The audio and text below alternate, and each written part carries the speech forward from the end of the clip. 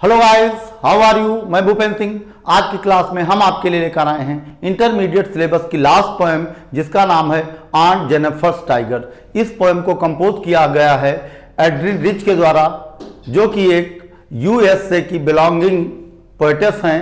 तो इस पोएम की थीम पहले हम देख लेते हैं कि क्या है। The poem reflects the plight of a woman in a male dominated world. तो कहने का अर्थ हुआ कि इस संसार में औरतों की क्या दशा है, उस बदतर दशा को मेंशन करते हुए पोएटेस इस पोएम के माध्यम से एक मैसेज देती हैं और वो हालातों को बताती हैं कि असलियत में इस संसार में औरतों की क्या हालत है, उनकी क्या पोजीशन है। तो आइए शुरू करते हैं पोएम। पहली लाइन देखते हैं पोएम की। Aunt Jennifer's tigers prance. एक वर्ड यहां यूज हुआ है प्रैंस। प्रैंस का मीन्स होता है उछलना, छलांगे मारना खुशी पूर्वक। तो द जेनिफर्स टाइगर्स, जो जेनिफर्स के टाइगर्स हैं वो press across a screen. Press means होता है उछलते हुए, कूदते हुए नजर आ रहे हैं। आ स्क्रीन, कहां? एक स्क्रीन पे कह लो या एक पर्दे पे नजर आ रहे हैं, उछलते हुए, कुलाचे मारते हुए, छलांगे लगाते हुए, प्रसन्नता पूर्वक उछलते हुए, कूदते हुए टाइगर नजर आ रहे हैं। और वो टाइगर किससे बिलोंग करते हैं? वो टाइगर बिलोंग करते हैं ऑन जेनिफर से। क्यों ऑन जेनिफर से बिलोंग करते हैं? कि एक्चुअली उन टाइगर्स को एम्बॉर्डर्ड किया गया है किसके द्वारा? ऑन जेनिफर के द्वारा। तो पहली लाइन में देख लेते हैं ऑन जेनिफर्स टाइगर। इसीलिए उन टाइगर्स को ऑन जेनिफर्स के टाइगर कहा गया है, क्योंकि उनको कढ़ाई करके पर्दे पे बनाया किसने है? ऑन जेनिफर ने बनाया है। तो कहा गया कि ऑन जेनिफर्स के टाइगर जो हैं प्रांस, वो कूद रहे हैं या कूदते हुए दिखाए गए हैं अक्रॉस स्क्रीन। कहां? स्क्रीन पे या पर्दे पे।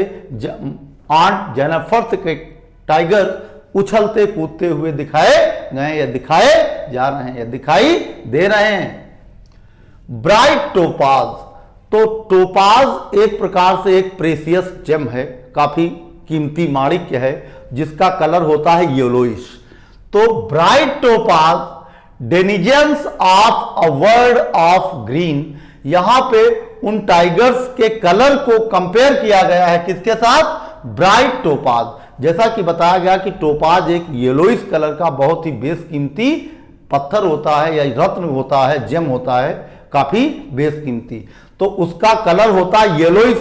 तो उस टोपाज के ब्राइट कलर से उन टाइगर्स की स्किन को, जो कि ऑलरेडी ब्राइट है और येलोइश है, उस कलर से कंपेयर किया गया।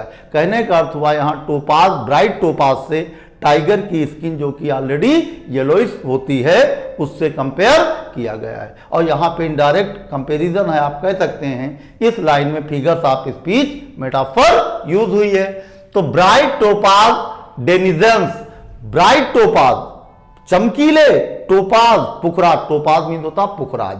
तो चमकीले येलोइश कलर के पुखराज के रंग जैसे स्किन वाले वो टाइगर्स डेनिजेंस निवासी हैं। डेनिजेंस मीन्स सिटीजन कह लो या आप वहां के निवासी कह लो। ये जो टाइगर्स हैं येलोइश स्किन वाले, denizens of a world of a green. और वर्ल्ड ऑफ अ ग्रीन जो है ये एक फॉरेस्ट कह लो या हरे भरे जंगलों को सिंबलाइज करता। तो ये जो पुखराज के कलर जैसे या पुखराज के रंग जैसे स्किन वाले टाइगर्स हैं, किसके टाइगर्स? ऑन जेनिफर्स के टाइगर। ये टाइगर निवासी हैं कहां के? Of a world of green, एक हरे भरे संसार के, अर्थात हरे भरे जंगलों के ये निवासी हैं। ये तो दो लाइनें हुई। आइए अगली लाइन देखते हैं पोएम की। They do not fear. In tigers की एक खासियत है क्या? कि ये tigers they do not fear, ये भयभीत नहीं होते, ये डरते नहीं हैं द मैन, उन इंसानों से, बीनीथ द ट्री, जो पेड़ के नीचे दिखाए गए हैं। कुल मिला के जो अ वर्ल्ड ऑफ ग्रीन दिखाया गया है उसमें पेड़ों के नीचे कुछ इंसानों को भी दिखाया गया है, जो संभवतः हंटर्स भी हो सकते हैं। और वो हंटर्स हार्म पहुंचा सकते हैं किसको? टाइगर्स को। लेकिन पोएटेस यहां कह रही है कि लेकिन इन टाइगर्स की खासियत क्या है कि ये बड़े ब्रेव बिहेवियर के हैं और ये तनिक सा भी उन इंसानों से डरते नहीं, या उनकी उपस्थिति इनको जरा सा भी बेचैन नहीं करती, या उन इंसानों की जंगल में उपस्थिति का कोई फर्क नहीं पड़ता। किस पर? इन टाइगर्स पर। तो दे डू नॉट फियर, वो डरते नहीं है। दे यहां सिंबोलाइज किसको किया गया है? टाइगर्स को। They do not fear the man, वो इन इंसानों से डरते नहीं है। बीनीथ द ट्री, जो पेड़ के नीचे हैं, जो पेड़ के नीचे इंसान दर्शाए गए हैं उस पर्दे पे, या जो एटमॉस्फेयर दिखाया गया है वर्ड ऑफ ग्रीन का, अर्थात जंगल का वो माहौल, उसमें किसी पेड़ के नीचे कुछ इंसानों को भी एम्बॉर्डर्ड करके दिखाया गया है। तो पोएटेस कहती है कि ये जो टाइगर्स हैं आंट जेनिफर के, ये टाइगर्स कतई डरते नहीं हैं उन इंसानों को भी जो पेड़ों के नीचे हैं।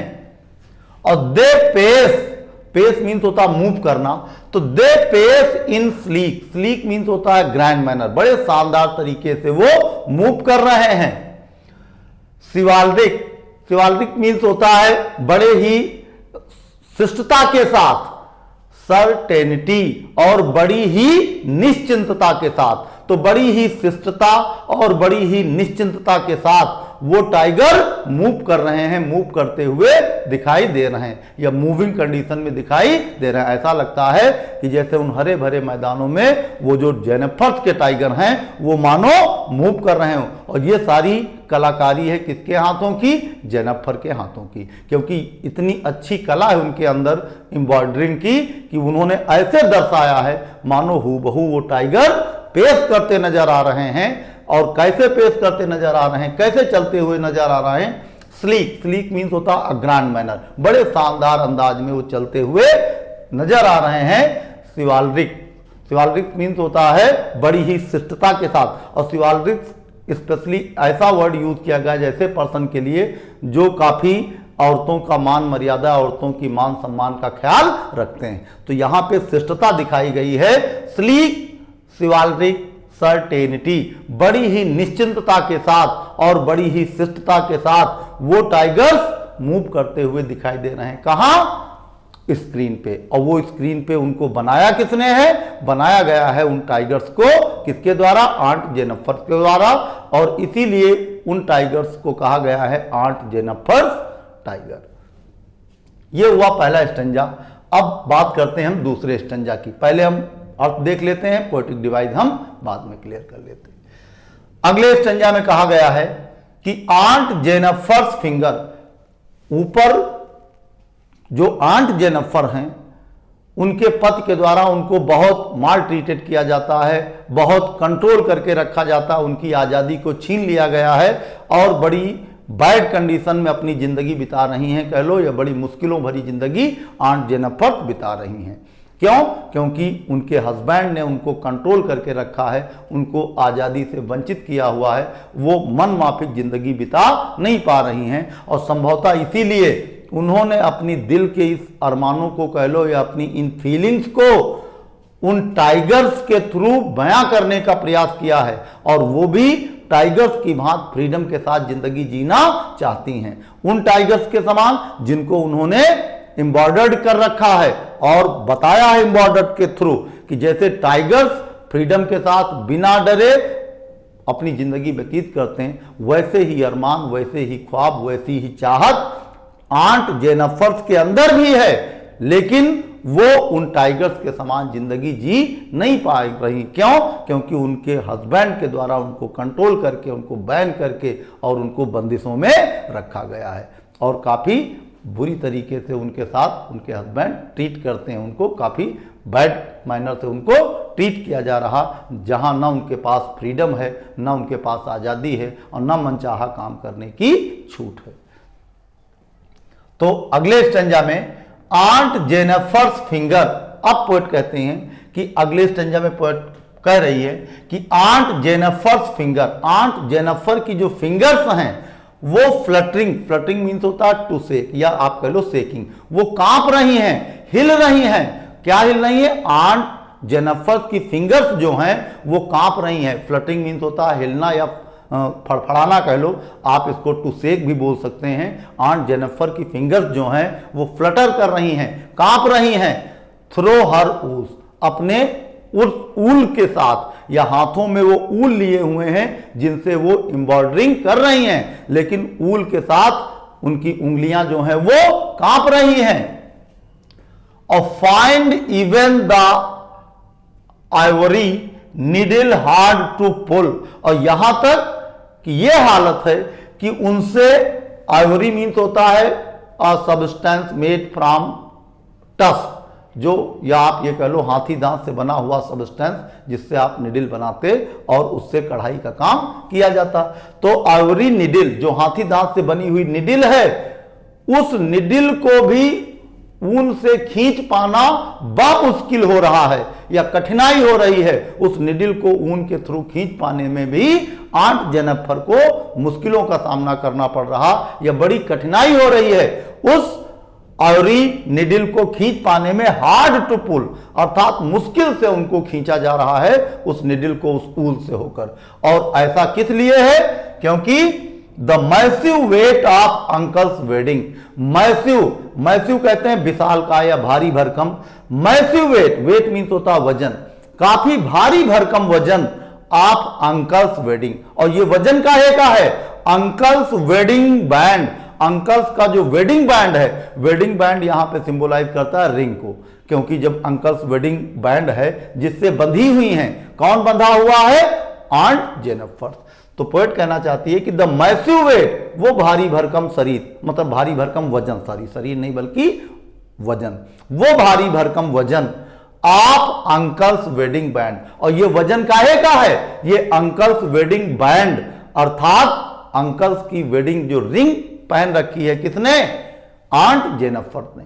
तो उस वेडिंग का भार इतना ज्यादा है, sits heavily upon aunt Jennifer's hand, मतलब वो जो वेडिंग बैंड है, अंकल की वेडिंग बैंड, उसका भार इतना ज्यादा है, और वो भार sits heavily upon aunt Jennifer's hand, वो इतनी कस के आंट के हाथ पर बैठा हुआ, या वो भारी भरकम वजन, कौन सा वजन? अंकल्स वेडिंग बैंड, अर्थात उस रिंग का इतना भारी भरकम वजन आंट के हाथ पर रखा हुआ है कि उस भारी वजन को सहते हुए आंट जेनिफर से वो आइवरी निडल भी खींची नहीं जा रही। दूसरे शब्दों में पोएट ये कहना चाहती है कि जो वेडिंग बैंड है एक्चुअली वो रिंग है, और रिंग का वजन नहीं है इतना ज्यादा कि आंट को मुश्किल हो रही है आइवरी निडल को खींच पाने में, बल्कि हकीकत यह है कि वो शादी की जो जिम्मेवारियां हैं, उस अंगूठी की वजह से आंट जेनिफर पे जो जिम्मेवारियां पड़ी हैं, जो शादी की जिम्मेवारियां पड़ी, जो परिवार की जिम्मेवारियां हैं, और इतनी सारी रेस्पॉन्सिबिलिटीज जो उनके ऊपर आन पड़ी हैं, उन रेस्पॉन्सिबिलिटीज की वजह से आंट जेनिफर जो हैं उस निडिल को खींच पाने में भी काफी उनको मुश्किलें आ रही, या ये कह लो कि ये जो फ्लटरिंग है, उंगलियां कांप रही हैं, इन उंगलियों के कांपने का एक रीजन और भी हो सकता, क्योंकि जैसा बताया गया है कि काफी माल ट्रीटेड किया जाता है किसको? आंट जेनिफर को। किसके द्वारा? अपने हस्बैंड के द्वारा। तो हो सकता है उनके हस्बैंड को उनके द्वारा ये एम्ब्रॉयडरिंग वर्क पसंद ना हो, और ये इनकी एक हॉबी है, एक पैशन है, किसका? आंट जेनिफर का। तो हो सकता उनके पति को ये चीज पसंद ना हो, और इसलिए भी वो एम्ब्रॉयडरिंग करते हुए डर रही हैं कि कहीं ऐसा ना हो हस्बैंड आ जाए उनके, तो इसके लिए उनके साथ बिहेव या बैड बिहेवियर अपनाया जाए, उनके साथ बुरा बर्ताव किया जाए। तो ये रीजन भी हो सकता है उनकी उंगलियों के कांपने का। और दूसरी तरफ पोएट ये भी कहना चाहती है पोएटेस कि उनकी उंगलियों पर, अर्थात उनके हाथ पर वो जो रिंग है, और वो रिंग किससे बिलोंगिंग है? अंकल्स वेडिंग बैंड है वो। एक्चुअली अंकल्स वेडिंग बैंड अर्थात रिंग, उस रिंग का इतना ज्यादा भार है, या इतनी ज्यादा जिम्मेदारियां हैं, इतनी ज्यादा रेस्पॉन्सिबिलिटीज हैं कि उन रेस्पॉन्सिबिलिटीज के चलते आंट जेनिफर्स अपने मन माफिक, या जो उनको पसंद है, अपनी हॉबीज को, अपने जो उनकी इच्छाएं हैं, जो उनकी हॉबी है, अर्थात वो काफी इंटरेस्टेड रहती हैं किसमें? एम्ब्रॉयडरिंग वर्क में, लेकिन वो चाहते हुए भी उन रिस्पॉन्सिबिलिटीज की वजह से, उन जिम्मेवारियों की वजह से उस काम को प्रॉपरली ठीक से अंजाम दे नहीं पा रही और इसलिए उनके हाथ कांप भी रहे हैं। अर्थात पति को हो सकता है चीज पसंद ना हो, तो वो रीजन भी हो सकता उसकी वजह से उनके हाथ कांप रहे हो, ठीक से काम कर ना पा रही हूं। तो फिर से इस स्टंजा को हम एक बार रिपीट करिए दे रहे हैं। Aunt Jennifer's fingers, aunt Jennifer की जो फिंगर्स हैं, फ्लटरिंग थ्रो हर वूल, वो फ्लटरिंग करती हैं, सेक करती हैं थ्रो हर वूल, किससे? अपने ऊल के साथ। ऊल वो थ्रेड होता है जिससे हम कढ़ाई करते हैं। थ्रो द हर वूल और find even the Ivory needle, और यहां तक कि उनसे वो जो आइवरी निडल है, हाथी दांत की बनी हुई जो निडल है, हार्ड टू पुल, वो भी बामुश्किल खींची जा रही, या वो निडल भी खींचना उनके लिए बामुश्किल हो रहा है। और ये निडल खींचना बामुश्किल इसलिए नहीं हो रहा कि उनके ताकत नहीं रह गई, उन पर बुढ़ापा आ गया, बल्कि वो खींचा नहीं जा रहा है निडल। उसका दूसरा रीजन है, क्यों?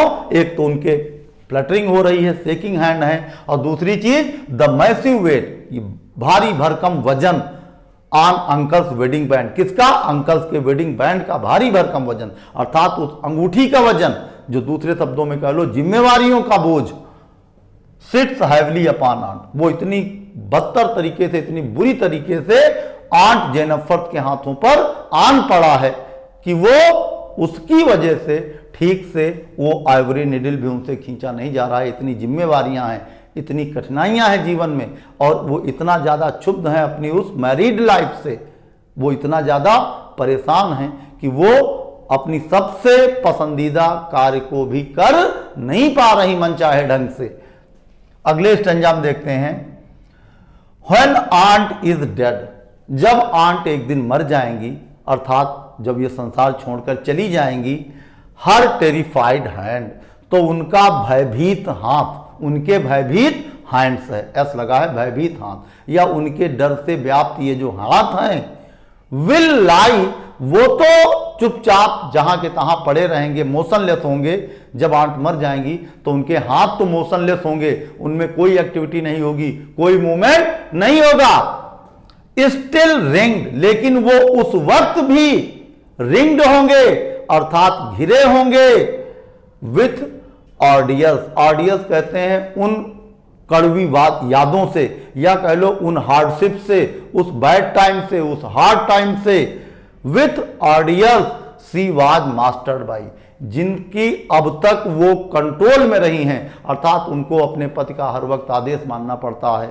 शादी के बाद जिंदगी तब्दील सी हो गई है आंट जेनिफर की। अब जो पहले बिंदास फ्रीडम के साथ जिंदगी जी रही थी, वो जिंदगी अब शादी के बाद उनको प्रोवाइड नहीं है, क्योंकि उनको मास्टर करके रखा गया। मास्टर करके मतलब उनको अपने पति के हर आदेशों को मानना पड़ता है, उनको कंट्रोल करके रखा गया है, और वो अपने तरीके से मन चाहे ढंग से जिंदगी व्यतीत नहीं कर पा रही, या मन चाहे ढंग से अपनी लाइफ लीड नहीं कर पा रही। तो यहां कहा गया कि स्टिल रिंग, मरने के बाद क्या होगा? जब एक दिन वो मर जाएंगी तो उनके टेरिफाइड हैंड, उनके भयभीत हाथ जो हैं, विल लाई, वो तो खामोश पड़े होंगे, लेकिन स्टिल रिंग, वो अब भी रिंग्ड होंगे, अर्थात वो रिंग अब भी उनके मोशनलेस हाथों में होगी। और यहां पे रिंग्ड एक्चुअल में दो मीनिंग, दो अर्थ प्रकट कर रहा। एक तो ये कहा जा रहा है स्टिल रिंग, वो रिंग अब भी उनके हाथों में होगी, अर्थात मरने के बाद भी वो इन जिम्मेवारियों से मुक्त नहीं होंगी, इस बर्डन से मरने के बाद भी उन्हें छुटकारा नहीं मिलेगा। एक तो रिंग्ड अंगूठी की बात की जा रही, और दूसरी कही जा रही है स्टिल रिंग्ड, मरने के बाद भी उनको इन ऑर्डियल, मतलब उन कठिन परिस्थितियों से, उन विषम परिस्थितियों से मरने के बाद उनको छुटकारा तब भी नहीं मिलेगा, और स्टिल रिंग्ड, वो अब भी घिरी हुई होंगी विथ ऑर्डियल, इस कठिनाइयों से या इस कठिन यादों से कह लो, या इस हार्डशिप से अब भी वो घिरी होंगी। कब? मरने के बाद भी, अर्थात मरने के बाद भी उनको फ्रीडम मिलने वाली नहीं, वो मर जाएंगी फिर भी वो इन जिम्मेवारियों से घिरी हुई होंगी। और सी वाज मास्टर्ड बाई, मतलब उन जिम्मेवारियों से, उन कठिन समय से, उस हार्डशिप से, जिनके बीच हमेशा उनको कंट्रोल करके रखा गया, या जिनके बीच उन्होंने अपनी हार्डशिप से भरी लाइफ लीड की है, बिताई है, उन मुश्किलों से उनको मरने के बाद भी छुटकारा शायद नहीं मिलेगा। तो यहां रिंग एक्चुअली दो मीनिंग रिप्रेजेंट करता है। एक तो रिंग अंगूठी वाली बात की जा रही और एक रिंग कहा गया है कि वो घिरी हुई होंगी उन जिम्मेवारियों से, उन कठिनाइयों से, उन वैवाहिक जीवन की जो भी जिम्मेवारियां हैं, जो हार्डशिप्स हैं, मरने के बाद भी उनको उन जिम्मेवारियों से छुटकारा नहीं मिलेगा। और वो दूसरी मीनिंग है रिंग, मरने के बाद हाथ तो मोशनलेस होंगे लेकिन वो अंगूठी अब भी उनके हाथ में होगी, अर्थात वैवाहिक जीवन से वो छुटकारा अब भी नहीं पाएंगी। उस रिलेशन से जो उनका जुड़ा हुआ है उनके हस्बैंड के साथ, उससे मुक्ति उन्हें मरने के बाद भी नहीं मिलेगी। और अगली लाइन में कहा गया है कि the tiger in the panel, वो टाइगर जो पैनल में दिखाए गए हैं, दैट सी मेड, जो उनके द्वारा बनाए गए, वो टाइगर जो पैनल में रिप्रेजेंट किए गए हैं उनके द्वारा बनाए गए हैं। किसके द्वारा टाइगर बनाए गए हैं? आंट जेनिफर के द्वारा।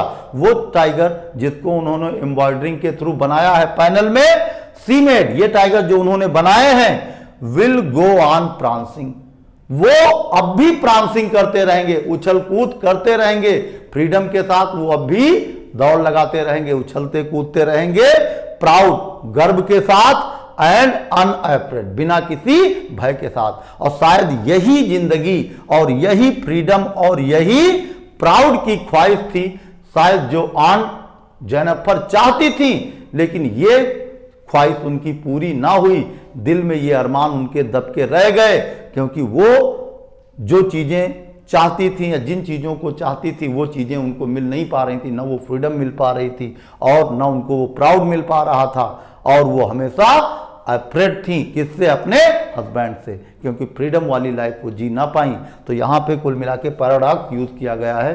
दो अलग अलग चीजें बयां की गई हैं सेंटेंस के माध्यम से। एक तरफ तो कहा गया है कि उनके हाथ जो हैं वो क्या हो जाएंगे, मरने के बाद भयभीत हाथ स्टिल होंगे, और अब भी वो घिरी हुई होंगी उन हार्ड टाइम से, उस मुश्किल भरे वक्त से।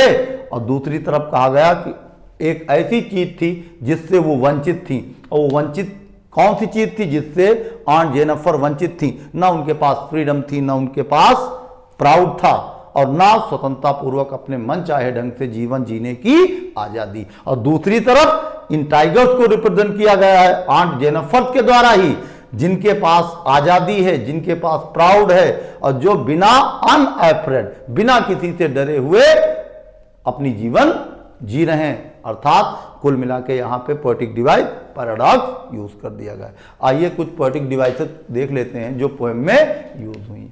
तो सबसे पहले हम देख पा रहे हैं कि ब्राइट टोपाज, तो ब्राइट चमकीले कलर का, येलोइश कलर का पुखराज है, और उस पुखराज को कंपेयर किया गया है किसके साथ? टाइगर की येलोइश स्किन के साथ। तो यहां पे हम कह सकते हैं figure of speech metaphor use की गई है। फिगर ऑफ स्पीच यहां पे मेटाफर यूज की गई है ब्राइट टोपाज में।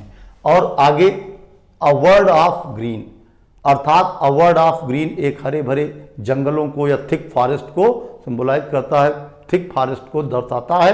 तो हम कह सकते हैं यहाँ पे पोएटिक डिवाइस इमेजरी यूज हुई है। आगे हम देखते हैं कि जब तीसरी और चौथी लाइन फर्स्ट स्टंजा की देखते हैं तो हम पाते हैं कि दोनों स्टंजा या स्टंजा की थर्ड और फोर्थ लाइन जो है कंसेक्यूटिव, ये लाइंस किसी सेम वर्ड से स्टार्ट हुई हैं।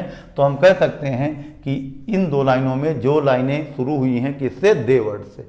तो यहाँ पे पोएटिक डिवाइस एनाफोरा यूज हुआ, यहाँ पे पोएटिक डिवाइस एनाफोरा यूज हुआ। आगे जब हम बढ़ते हैं तो हम देखते हैं कि last line of the first stanza there are two closely word, जो कि स्लीक और शिवालिस, ये दो ऐसे वर्ड हैं जो क्लोजली प्लेस हैं और किसी सेम कॉन्सोनेंट लेटर से स्टार्ट हो रहे हैं। तो हम कह सकते हैं यहां पे पोएटिक डिवाइस हमारी अलिट्रेशन यूज हुई, यहां पे पोएटिक डिवाइस अलिट्रेशन यूज हुई। अब हम जब इस पोएम की राइमिंग स्कीम देखते हैं तो हम पाते हैं स्क्रीन ग्रीन, इसको आप ए मान लें, इसको आप ए मान लें, तो ट्री को आप बी कह सकते हैं और सर्टेनिटी भी आप बी। तो ये कह लो कि पोएटिक डिवाइस ए और बी राइमिंग स्कीम इसमें यूज हुई है पहले स्टेंजा में ए बी, और ये राइमिंग स्कीम आपके जो 3 स्टैंजा हैं, इन तीनों स्टैंजाज पे अप्लाई होती। तो आप ये कह लें कि इस पोएम की rhyming scheme A B B पे डिपेंड है। आगे बढ़ते हैं तो हम देखते हैं, अब आते हैं हम सेकंड स्टैंजा में। तो सेकंड स्टैंजा में हम पाते हैं कि आंट जेनिफर्स फिंगर फ्लटरिंग। तो फिंगर फ्लटरिंग, जब दो क्लोजली वर्ड किसी सेम कॉन्सोनेंट लेटर से स्टार्ट होते हैं तो वहां पे पोएटिक डिवाइस हम कहते हैं अलिट्रेशन यूज हुआ। तो यहां पे जब हम देख पा रहे हैं तो फिंगर फ्लटरिंग, फिंगर भी एफ लेटर से स्टार्ट हुआ और फ्लटरिंग भी एस लेटर से स्टार्ट हुआ है, तो हम कह सकते हैं कि फिंगर फ्लटरिंग में पोएटिक डिवाइस एक बार फिर आपका अलिट्रेशन यूज हुआ। पोएटिक डिवाइस अलिट्रेशन यूज हुआ किसमें? फिंगर फ्लटरिंग में। जब हम आगे बढ़ते हैं तो हम पाते हैं कि द मैसिव वेट, भारी भरकम वजन। तो ये भारी भरकम वजन, वो भी किसका? अंकल्स वेडिंग बैंड का। तो अंकल्स की वेडिंग बैंड इतनी भारी भरकम नहीं हो सकती कि वो उठाए ना उठे। रिंग कितनी भी बड़ी हो लेकिन इतनी बड़ी नहीं हो सकती कि जिसका भार उठाया ना जा सके। जबकि कहा गया है कि इतना अंकल्स के वेडिंग बैंड का भार इतना ज्यादा है कि जिसके बोझ के नीचे दबी हुई है कौन? Aunt Jennifer. तो यहां पे पोएटिक डिवाइस आप ये मान लीजिए कि जब कोई बात बहुत ज़्यादा बढ़ा चढ़ा के कही जाती है तो वहाँ पे पोएटिक डिवाइस यूज होती है हाइपरबोल। तो हम कह सकते हैं यहाँ पे पोएटिक डिवाइस कौन सी यूज हुई है? हाइपरबोल। हाइपरबोल। तो द मैसिव वेट में, इस लाइन में massive weight of uncle's wedding band, यहाँ पे इस लाइन में पोएटिक डिवाइस कौन सी यूज हुई है? हाइपरबोल। अब आगे जब हम बढ़ते हैं तो देखते हैं कि सिट्स हैविली, सिट्स हैविली, वो जो रिंग है वो रिंग एक नॉन लिविंग थिंग है और उसको एज अ मतलब एक्शन में बताया गया है कि सिट्स हीवनली, और ये ह्यूमन एक्टिविटी है सिट्स हैविली। तो इस प्रकार से हम कह सकते हैं कि एक नॉन लिविंग को जब ह्यूमन एक्टेड में दर्शाया जाता है, ह्यूमन बीइंग एक्शन में दर्शाया जाता, तो हम कह सकते हैं वहां पे आप पोएटिक डिवाइस कौन सी यूज हुई है? जब नॉन लिविंग थिंग को एज अ लिविंग बीइंग मान के मेंशन किया जाता तो वहां होता है पर्सनिफाइड। तो यहाँ पे सिट्स हैविली, यहाँ पे आप कह सकते हैं पर्सनिफिकेशन यूज हुई। Personification, poetic device personification use हुई। Sits heavily upon aunt Jennifer hand. जब आगे बढ़ते हैं तो हम फिर पाते हैं कि अगले स्टेंजा में तो हम पाते हैं कि टेरिफाइड हैंड्स विल लाई। तो यहाँ पे टेरिफाइड हैंड्स जो लाई है, यहाँ पे पोएटिक डिवाइस सिनैक्डेकी यूज हुआ है। तो पोएटिक डिवाइस सिनैक्डेकी हम लिखे दे रहे हैं, यहाँ पे लिख लीजिए SYNEC सिनैक्डेकी, DOCHE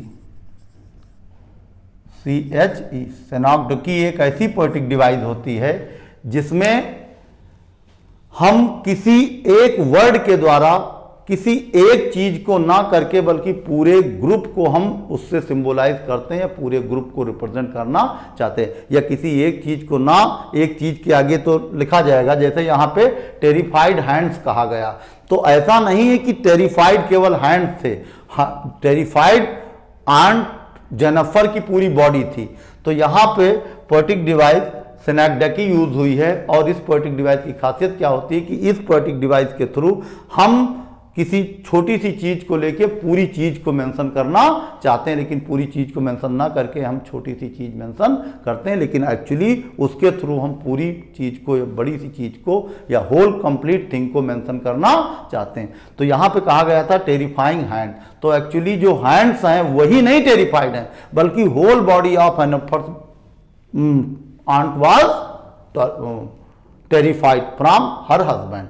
कुल मिला के केवल हाथ भयभीत नहीं थे जेनिफर्स के, बल्कि जेनिफर्स की पूरी बॉडी भयभीत थी किससे? अपने हस्बैंड से। वो पूरा शरीर उनका भयभीत था अपने हस्बैंड से। तो यहाँ पे टेरिफाइड हैंड्स जो कहा गया, एक्चुअली ये दर्शाया गया कि न केवल उनके हैंड बल्कि उनकी पूरी बॉडी टेरिफाइड थी किससे?